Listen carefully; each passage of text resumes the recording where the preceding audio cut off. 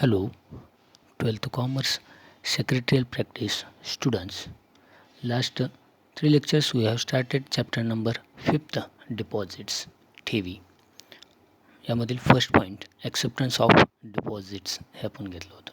त्यानंतर लास्ट लेक्चरमध्ये terms and condition for acceptance of deposit स्वीकारण्यासाठीच्या काही टर्म्स अँड कंडिशन्स, काही अटी व शर्ती हे आपण सुरू केलं होतं. त्यामधील फर्स्ट होता terms and condition amount of deposit. त्याचा सेकंड नंबर होता पिरियड किंवा टेन्ट्युअर ऑफ डिपॉझिटचा कालावधी किती असला गेला पाहिजे. तो आपल्याला MCQ किंवा अदरवाईज आपल्याला विचारण्यात येतो. जास्त करून no deposit can be accepted or renewed which is to be repaid within a period of 6 months or more than 36 months. कोणत्याही कंपनी 6 महिन्यापेक्षा कमी किंवा 36 मंथपेक्षा जास्त मुदतीची डिपॉझिट स्वीकारू शकत नाही किंवा त्या डिपॉझिटचं रिन्यू करू शकत नाही. किती असलं गेलं पाहिजे त्या डिपॉझिटचं period? Within 6 month or more than 36 month.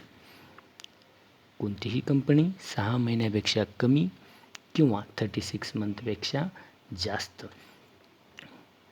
टेन्ट्युअरची deposit स्वीकारू शकत नाही किंवा रिन्यू करू शकत नाही.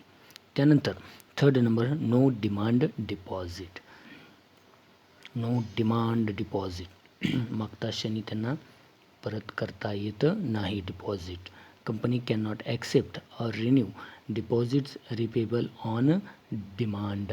मागताच क्षणी डिपॉझिटचा ॲक्सेप्टन्स किंवा रिन्यू कंपनी करू शकत नाही.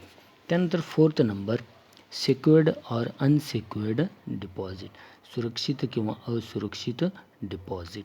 कंपनीने डिपॉझिट ॲक्सेप्ट करताना त्यांचं सर्क्युलर किंवा ॲडव्हर्टाईजमेंटमध्ये, जाहिरातीमध्ये क्लिअरली मेन्शन केलं गेलं पाहिजे की डिपॉझिट्स हे सिक्युअर्ड कोणते आणि अनसिक्युअर्ड डिपॉझिट्स कोणते यासाठीचं क्लिअर मेन्शन केलं गेलं पाहिजे. A company can accept secured or unsecured deposit which should be clearly mentioned in the circular or advertisement inviting deposits. Deposit स्वीकारत असताना सर्क्युलर किंवा ॲडव्हर्टाईज दिलेल्या माहितीनुसार डिपॉझिट सिक्युअर्ड किंवा अनसिक्युअर्ड हे स्पष्टपणे नमूद केलेले असावे. त्यानंतर if a company offers secured deposit it has to create a change on its tangible asset within a 30 days of acceptance of deposit.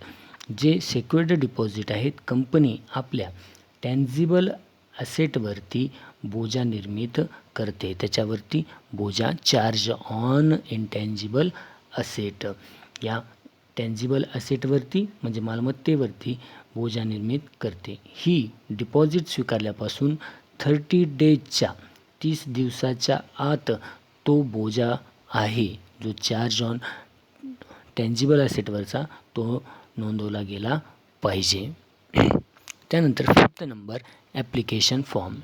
Deposit स्वीकारण्यासाठीच्या ज्या टर्म्स अँड कंडिशन्स आहेत त्यामधील फिफ्थ नंबर ॲप्लिकेशन फॉर्म. जो कोणताही deposit ठेवणारा person आहे त्यासाठीचा अर्ज. A company has to provide application form.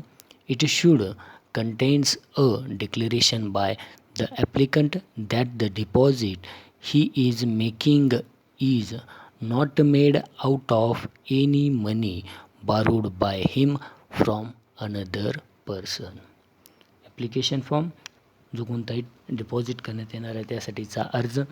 Company deposit स्वीकारण्यासाठीचा जो ॲप्लिकेशन फॉर्म आहे ते डिपॉझिटर्सला प्रोव्हाइड करते. हा ॲप्लिकेशन जो व्यवस्थितरित्या एका विहित नमुन्यात भरून द्यावायचा असतो. या ॲप्लिकेशनमध्ये डिपॉझिटर ॲप्लिकेशनमध्ये आणलेली जी कोणतीही रक्कम आहे, ती रक्कम म्हणजेच ती अमाऊंट आहे, ती मनी आहे, तो पैसा तो दुसऱ्या व्यक्तीकडून कर्जाऊ घेतलेली नाही, अशा प्रकारचं निवेदन देणे आवश्यक आहे. The deposit he is making is not made out of any money borrowed by him from another person. Borrowed by him from another person. ते एका दुसऱ्या व्यक्तीकडनं borrowed म्हणजेच कर्जाऊ घेतली नाही, अशा प्रकारचे त्यांनी ॲप्लिकेशनमध्ये मेन्शन करणे आवश्यक आहे. त्यानंतर 6 नंबर जॉईंट नेम. संयुक्त नाव कोणाचं द्यायचं आहे त्या डिपॉझिटरला. जसं आपण पाहतो जॉईंट अकाउंट काढतो म्हणजेच मिस्टर आणि मिसेसचं काढतो, मुलगा व आईचं काढतो, मुलगी व आईचं काढतो, मदर्स अँड चाइल्डचं काढतो. तशा प्रकारचं एक जॉईंट नेम्स कोणाचे द्यायचे आहेत त्या डिपॉझिटरला. Company can accept deposit in joint name of depositors but there should not be more than 3 names. Company कायद्यानुसार त्या संयुक्त नावाची जी कोणतेही जॉईंट नेम आहे अशांची रक्कम कंपनी डिपॉझिट म्हणून स्वीकारू शकते, परंतु ते डिपॉझिट हे 3 नेमपेक्षा मोर दॅन 3 नेम्स 3 व्यक्तीपेक्षा जास्त नावाने डिपॉझिट ॲक्सेप्ट करता येणार नाही. कंपनीला मिनिमम 3च नावं, त्याच्यापेक्षा जास्त नावंची डिपॉझिट, एकाच डिपॉझिटवरती 3 पर्सनची नाव म्हणजे जॉईंट अकाउंट काढल्यासारखं जॉईंट नेमनुसार त्या ठिकाणी मोर दॅन 3 नेम्स फक्त 3 नावापेक्षा 3 व्यक्तींच्या पेक्षा जास्त नावाने डिपॉझिट स्वीकारता येणार नाही. त्यानंतर नॉमिनेशन वारस. जो कोणताही डिपॉझिट तो कंपनीमध्ये करणार आहे तो डिपॉझिट होल्डर, त्याच्या पश्चात म्हणजे त्याचं जर डेथ झालं तर ती डिपॉझिटची रक्कम कोणाला देण्यात यावी ह्या संदर्भातील नॉमिनेशन म्हणजेच वारसापत्र किंवा वारस असं आपण त्याला म्हणतो. Every depositor at any time has the right to nominate any person as nominee in the event of death of the depositor. कायद्यानुसार डिपॉझिटरला त्याचा नॉमिनी म्हणजेच वारस नियुक्तीचा अधिकार आहे, जी की त्याच्या मृत्यूच्या डेथ ऑफ द डिपॉझिटर, जर त्या डिपॉझिटरच्या मृत्यूच्या नंतर ती रक्कम त्याच्या वारसदारास म्हणजेच नॉमिनेशन केलेल्या पर्सनला देण्यास मिळते. त्यानंतर 8 नंबर सर्क्युलर ऑर ॲडव्हर्टाइजमेंट. आता आपण पाहिल्यानुसार की क्लिअरली मेन्शन असले गेलं पाहिजे सेक्युर्ड डिपॉझिट कोणतं, अनसेक्युर्ड हे सर्क्युलर किंवा ॲडव्हर्टाइजमेंटमध्ये. आता कशा प्रकारची सर्क्युलर किंवा ॲडव्हर्टाइजमेंट असली गेली पाहिजे म्हणजेच परिपत्रक आणि जाहिरात. If a company invites depositors from its members it issue a circular but if it invites deposit from the public company has to issue an advertisement. जेव्हा कंपनी मेंबर्सकडनं डिपॉझिट गोळा करत असते, कलेक्ट करत असते, त्यावेळी सर्क्युलरद्वारे त्यांना कळवण्यात येते, परंतु सर्क्युलर कोणाला इश्यू डिपॉझिट करण्यासाठीचं देण्यात येतं सर्क्युलर हे फ्रॉम इट्स मेंबर्सना. If company invites deposits from its members it issue a circular. मेंबर्ससाठी सर्क्युलर काढण्यात येतं डिपॉझिट ॲक्सेप्टन्ससाठी, परंतु पब्लिकसाठी advertisement. But if invites deposit from the public company has to issue an advertisement. परंतु ज्यावेळी पब्लिककडनं आम जनतेकडनं डिपॉझिट स्वीकारली जाणार असतील अशावेळी कंपनी ॲडव्हर्टाइजमेंट प्रसिद्ध करते. आणि या ॲडव्हर्टाइजमेंट किंवा या सर्क्युलरमध्ये काय काय माहिती असली गेली पाहिजे हे आपण पुढे पाहू. Contents of circular or advertisement. या परिपत्रकात या सर्क्युलरमध्ये किंवा ॲडव्हर्टाइजमेंट जाहिरातमध्ये खालील तपशील किंवा माहिती असते. फर्स्ट नंबरची माहिती त्यामध्ये सर्क्युलर किंवा ॲडव्हर्टाइजमेंटमध्ये first number, statement about the financial position of the company. कंपनीच्या आर्थिक स्थितीची माहिती असली गेली पाहिजे. फायनान्शियल पोझिशन, आर्थिक स्थितीचं माहिती, पोझिशन काय आहे हे स्टेटमेंट त्या ॲडव्हर्टाइजमेंटमध्ये आणि सर्क्युलरमध्ये असली गेली पाहिजे. त्यानंतर सेकंड नंबरचा, the portion of secured and unsecured deposit of a fresh issue. नव्याने स्वीकारण्यात येणाऱ्या डिपॉझिटमधील सेक्युअर्ड आणि अनसेक्युअर्ड ठेवीचे पोर्शन किती आहे, प्रमाण काय आहे. किती सेक्युअर्ड आणि किती अनसेक्युअर्ड डिपॉझिट आहेत याचं प्रपोर्शन त्या ॲडव्हर्टाइजमेंटमध्ये असलं गेलं पाहिजे. त्यानंतर third number, credit rating obtained from a credit rating agency only for eligible public company.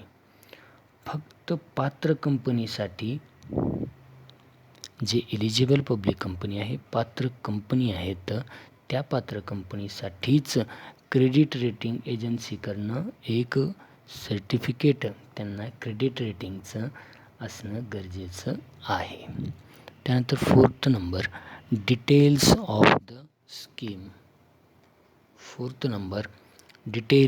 Of the scheme. जे डिपॉझिट आहेत त्याची स्कीम काय, त्याची डिपॉझिटची योजनेचे तपशील त्यामध्ये. त्यानंतर fifth number, name of deposit trustee. जे ट्रस्टी आहेत त्या डिपॉझिट ट्रस्टी यांचं नाव काय, ठेवीच्या विश्वस्तांची नावे.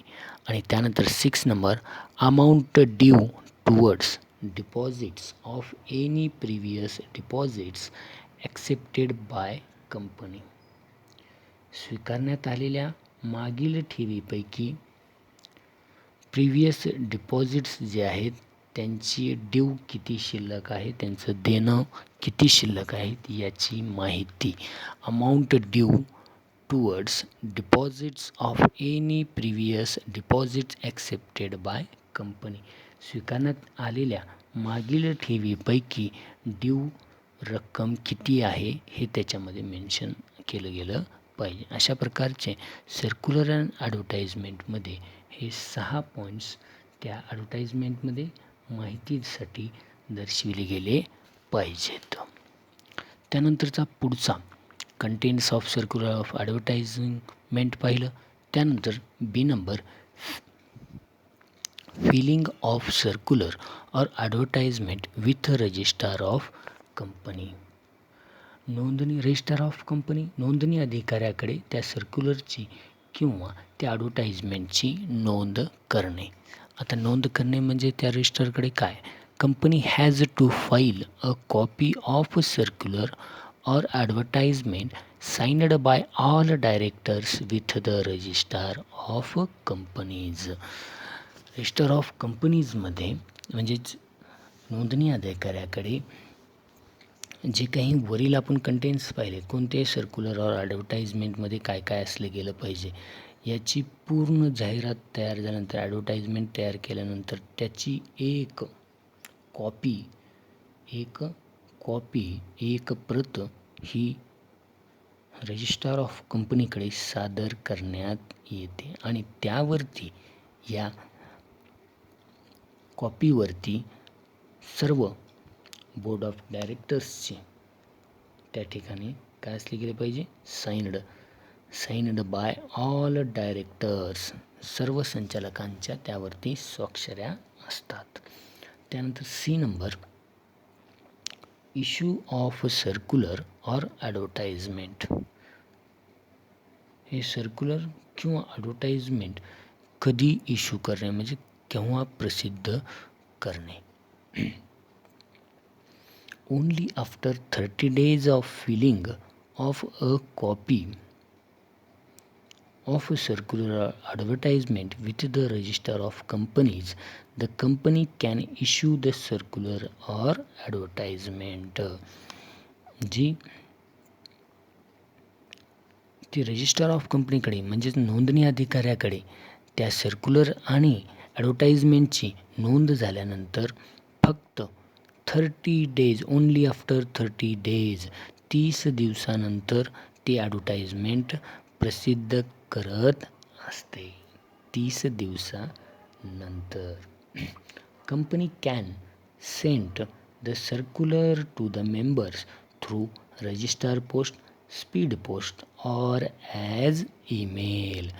जर कंपनी सभासदांकडनं म्हणजेच मेंबर्सकडनं डिपॉझिट ॲक्सेप्टन्स करणार असेल तर त्यांना रजिस्टर पोस्टनं, स्पीड पोस्ट अथवा ईमेलद्वारे ते सर्क्युलर पाठवले जाते.